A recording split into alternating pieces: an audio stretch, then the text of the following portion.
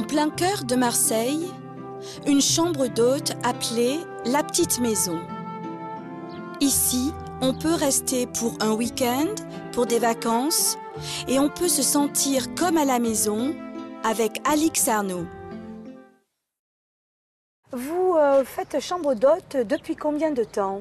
Eh bien, ça va faire 8 ans, depuis 98, avec la Coupe du Monde de football. Donc, qu'est-ce qui s'est passé? Expliquez-moi un petit peu. Alors, effectivement, tout Marseille était plein, tous les hôtels étaient pleins, et on nous a fait ouvrir les maisons en disant aux propriétaires de rester dans la maison pour servir les petits déjeuners. Et ça m'a beaucoup plu, donc j'ai continué à faire ça. D'où viennent les gens, généralement? Les gens qui restent chez vous, d'où viennent-ils? Écoutez, pour moi, ils viennent tous du Nord, d'abord. Mais bon, ils viennent beaucoup de Paris, de Lyon. Et puis après, vous avez des Japonais, des Chinois, des Belges, des Anglais, des Allemands, peu d'Américains.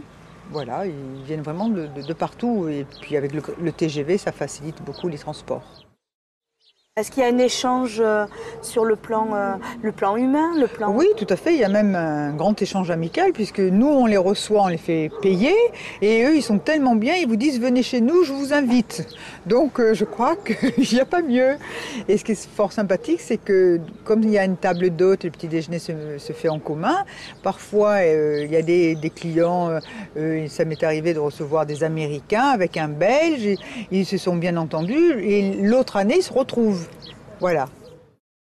Votre plus beau souvenir? C'est vrai, ça c'est une belle histoire. C'était la maman et la fille qui venaient voir leur fille qui habitait à Marseille et qui me disaient « Madame Arnaud, vous savez faire les crêpes ?»« Oh, pas très bien. Voulez-vous qu'on vous apprenne à faire les crêpes ?»« Ah, mais avec plaisir. » Elles sont allées faire les courses elles-mêmes et le soir, nous nous sommes retrouvés dans notre cuisine. Elles se sont mises toutes les deux au fourneau, faisant des crêpes sucrées, salées.